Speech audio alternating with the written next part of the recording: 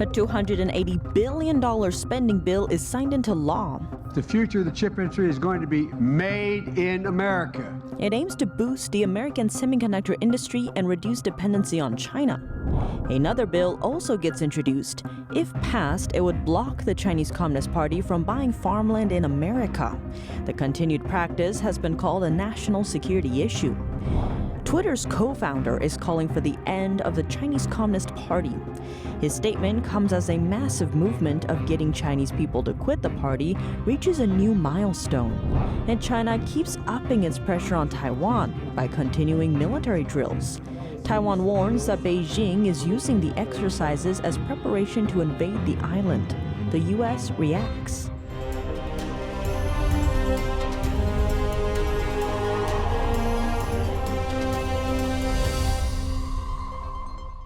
Welcome to China in Focus. I'm Tiffany Meyer. A long-awaited U.S. semiconductor bill becomes law today. What does it mean for the chip industry, and how could it impact your life? NTD's Iris Tao has more. Signing into law a $280 billion semiconductor bill, President Biden vowing the future of the chip industry is going to be made in America. The bill, formerly known as the Chips and Science Act, passed the House and Senate last month with rare bipartisan support. And it came after more than a year of wrangling on the Hill and multiple versions of the legislation. The package includes more than $50 billion for chip manufacturing and research and development. And that, Biden says, will help the U.S. counter China, which has publicly opposed the legislation. And China is trying to move away ahead of us and manufacture these sophisticated chips as well. It's no wonder the Chinese Communist Party actively lobbied U.S. business against this bill. Other officials adding that chips, which are essential to cars and smartphones, are a matter of national security. And our over-reliance on foreign manufacturers is a real vulnerability.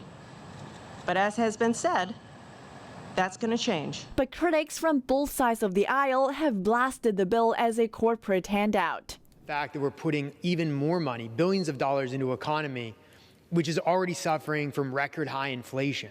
And while Biden promises this law is not handing out blank checks to companies.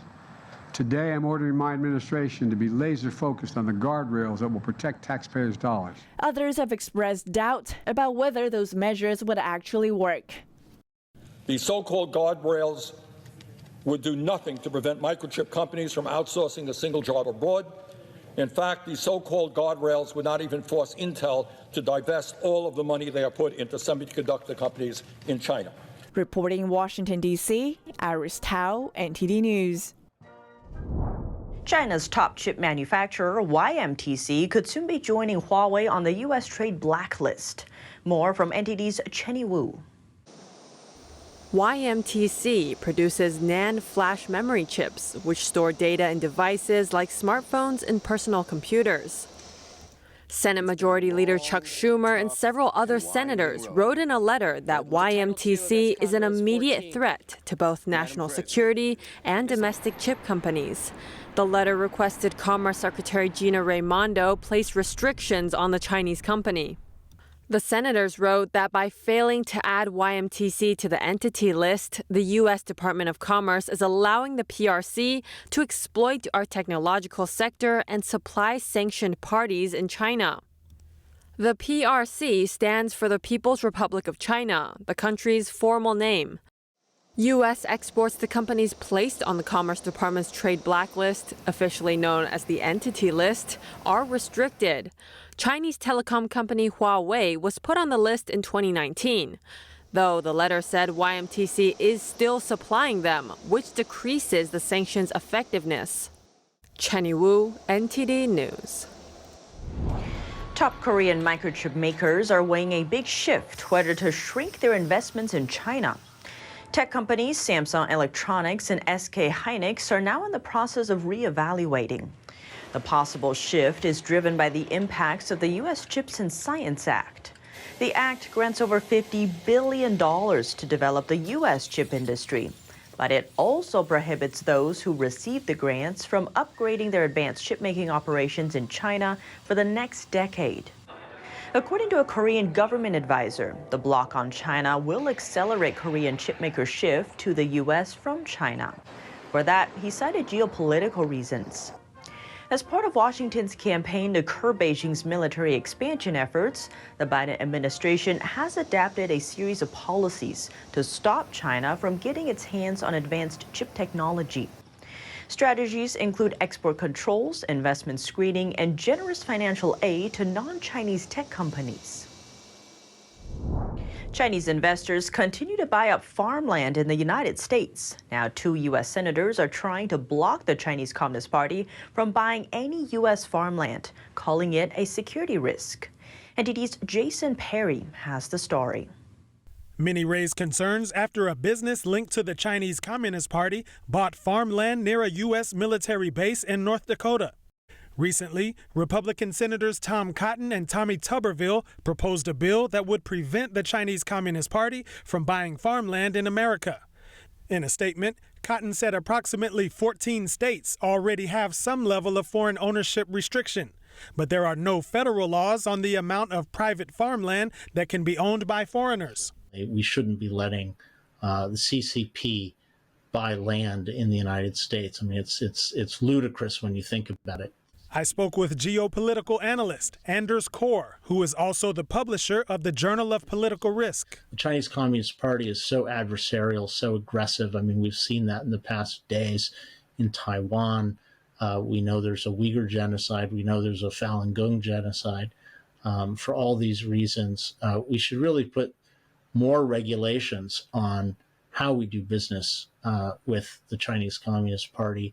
As for land already purchased by the CCP, Kaur explains that there are laws in the books that would allow the United States to take back ownership. If the owner doesn't want to sell the property, the government can force the owner to sell the property via eminent domain at market rates. But in this case, we could use eminent domain based on national security principles to purchase the land from the CCP where they've already purchased it. But we also need laws that would deny them the ability to purchase it in the first place for future potential purchases. Chinese investors' holdings of U.S. farmland grew from around 13,000 acres in 2010 to over 350,000 acres in 2020, according to Senator Cotton's statement. In total, it makes up about 1% of the total amount of foreign-owned farmland in the U.S. Jason Perry, NTD News. Former Twitter CEO Jack Dorsey is calling for the end of the Chinese regime. In a Twitter post, Dorsey wrote, "End the CCP." The acronym is short for the Chinese Communist Party. His post comes in response to a report about Beijing's strict COVID-19 measures. Jack Dorsey's post has attracted over 12,000 retweets and 60,000 likes. Dorsey's tweet coincides with a grassroots movement that has just reached a new milestone. Under it, over 400 million Chinese people have quit the Chinese Communist Party and its linked organizations. They have announced their decisions through a website hosted by the Chinese language version of the Epoch Times newspaper. Many use pseudonyms for safety reasons. The nonprofit that tracks the movement held a rally in New York last week to celebrate the momentum. One of the rally attendees shared how his family had been persecuted by the Communist Party. My mother is a Jehovah's Witness, and she went to a work camp, basically same as a working prison for 20 years. They say they'll let her go if she denied God. She refused. That's why she stayed for the whole term. The grassroots movement dates back to the early 2000s. It was inspired by an award-winning editorial series by news outlet The Epoch Times. The series is called 9 Commentaries on the Communist Party. The book digs into the roots of the Chinese Communist Party. It combs through the regime's history of mass murder, indoctrination, and the impacts of major historical events under its rule. Despite being strictly censored, the book has been spreading inside mainland China and has led to the grassroots movement of quitting the party. Those that have quit the party sometimes share statements about their reasons for leaving. A statement from a Shanghai resident reads, "I hope China will see real freedom and democracy soon, and Chinese citizens will have freedom of speech. Taiwan is ringing alarm bells over Beijing's extended military drill. It says China is using the exercise to gear up for an invasion. This as Beijing continues cranking up threats to take the island by flexing its military might nearby. NTD's Juliet Song has more on that. A warning from Taiwan's top diplomat. That's as China continues its military drill near the island.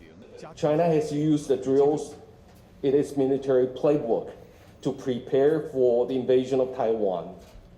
It is conducting large-scale military exercises and missile launches, as well as cyber attacks, disinformation campaign, and economic coercion in an attempt to weaken public morale in Taiwan. Wu says Beijing aims to control the East China Sea and the South China Sea via the Taiwan Strait. That way, Beijing can prevent the U.S. from aiding Taiwan. China started its drill last week, following House Speaker Nancy Pelosi's landmark visit to the island. For your leadership. China's military has crossed the median line during the drill. That's the unofficial divide between mainland China and Taiwan. But Taiwan's defense ministry noted Chinese warships didn't enter the island's territorial waters. Here's President Biden's reaction to the drill. Mr. President, how worried are you about the situation in Taiwan? Because China is kind of keeping a bit of a grip around the whole island now. I'm not worried, but I'm concerned that they're moving as much as they are. But I don't think they're going to do anything more. As for House Speaker Nancy Pelosi, she says Chinese leader Xi Jinping is acting like a scared bully. In an interview with MSNBC, Pelosi said, quote, "I think that he's in a fragile crisis," adding that Xi Jinping is having problems with his economy. The Pentagon released an earlier estimate that Beijing would not take Taiwan within the next 2 years. A high-level official said on Monday that the assessment hasn't changed. We're not going to take the bait, and it's not going to work. So it's a manufactured crisis. That doesn't mean we have to play into that. I think it would only play to Beijing's advantage. He explains what the U.S. military will do instead. What's important for us right now is to make sure that Beijing understands that our forces in the region will continue to operate, to fly, to sail wherever international waters allows. That includes the Taiwan Strait. Carl said a U.S. warship will pass through the Taiwan Strait in the coming weeks. Juliet Song, NTD News. But it's not just China. Taiwan is also taking its own action. The island picked up routine military exercises on Tuesday. Taiwanese military personnel were seen firing artillery out to sea as part of long-scheduled drills. Taiwan's defense ministry said the routine drills are aimed at boosting the military's readiness, adding that they are not scheduled in response to China's recent military exercises around Taiwan. One mother observed the drills from a distance. She said her son was participating in the exercise.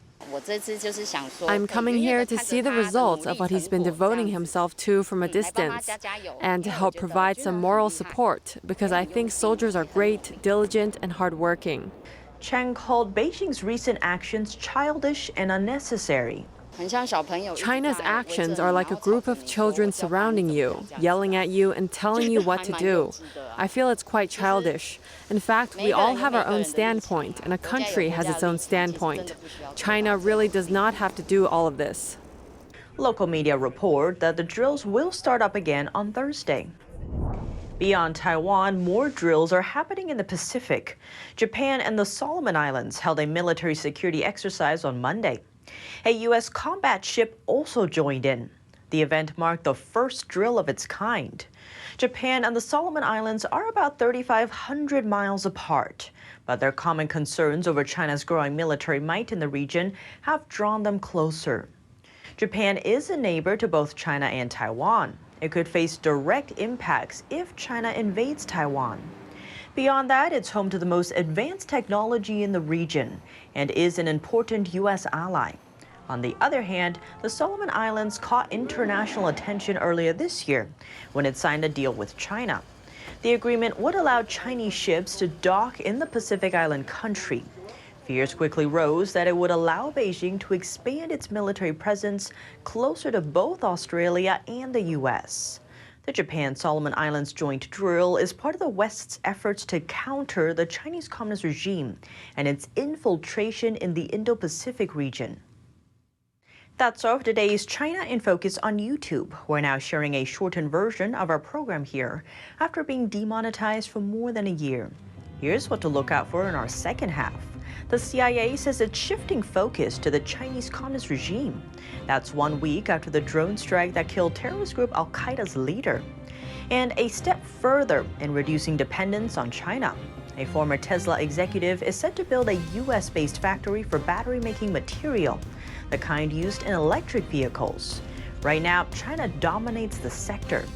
The full episode is available on our partner platform, Epoch TV. To sign up, click the link down below. Thanks for watching China in Focus. I'm Tiffany Meyer, and see you tomorrow. The 2022 NTD 8th International Chinese Vocal Competition will be held from September 29th to October 2nd at the Merkin Hall of Kaufman Music Center in New York City. The competition is honored to have specially invited vocalists with the world-renowned Shen Yun Performing Arts to serve on its panel of judges. The gold award is $10,000. For more information, please visit vocal.ntdtv.com.